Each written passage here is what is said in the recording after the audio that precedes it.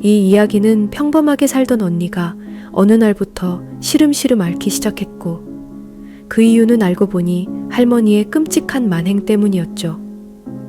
과연 할머니는 어떤 짓을 저지른 것이었을까요? 어릴 적 내가 살던 동네는 부산에서도 산 쪽이었다. 우리 동네엔 할머니, 아빠, 엄마, 언니 5명, 아들 하나 있는 집이 있었는데 그 아들이 나랑 같은 반이었다. 어느 날 그 친구가 자기 둘째 언니 꿈 얘기를 해줬다.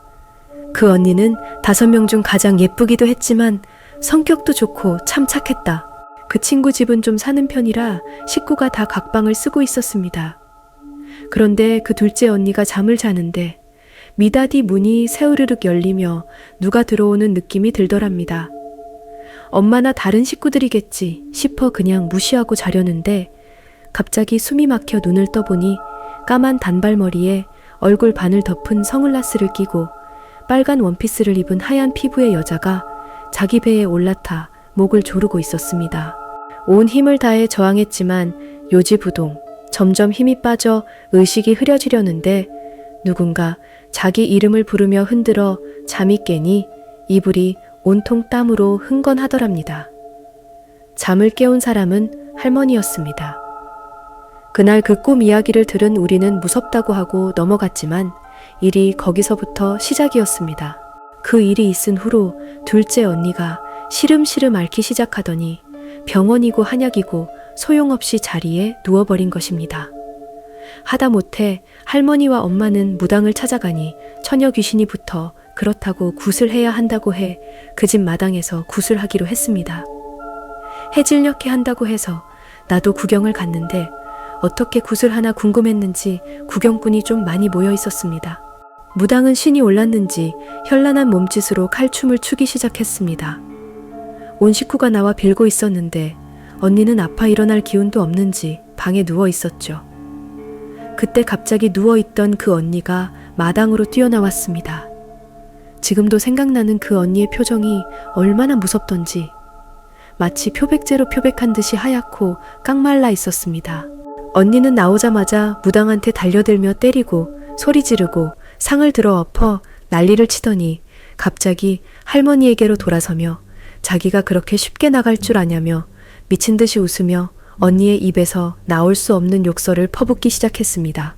그리곤 머리카락을 쥐어뜯고 온몸을 핥히며 자해를 했습니다. 온 식구가 달려들어 언니를 말리는 동안 무당은 도망가고 구경꾼도 흩어졌습니다.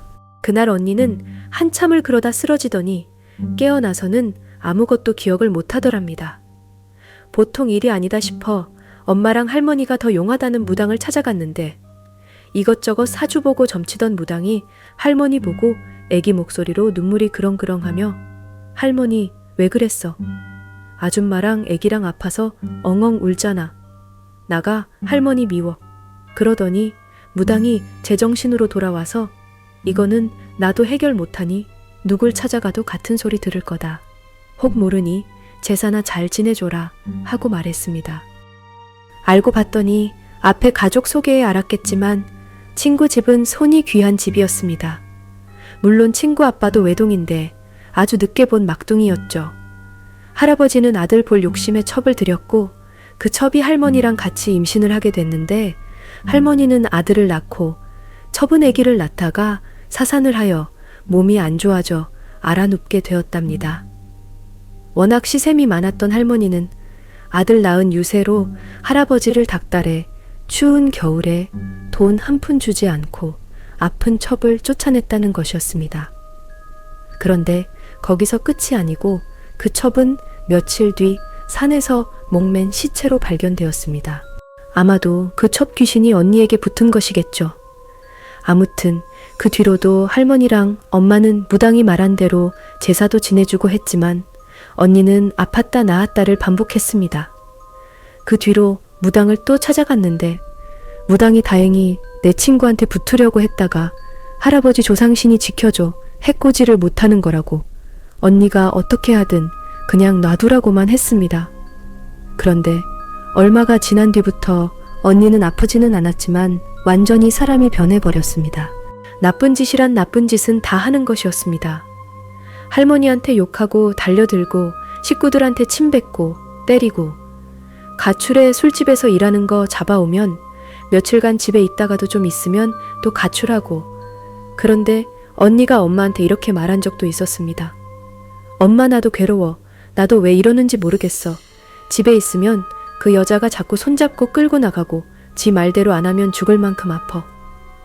몇 년 뒤 나는 이사를 해서 그 뒤 소식은 알 수 없지만 지금은 그 첩도 한을 풀어 언니를 그만 놔주고 본인도 더 이상 괴롭지 않고 하늘나라로 가서 행복하게 살았으면 하는 바람입니다.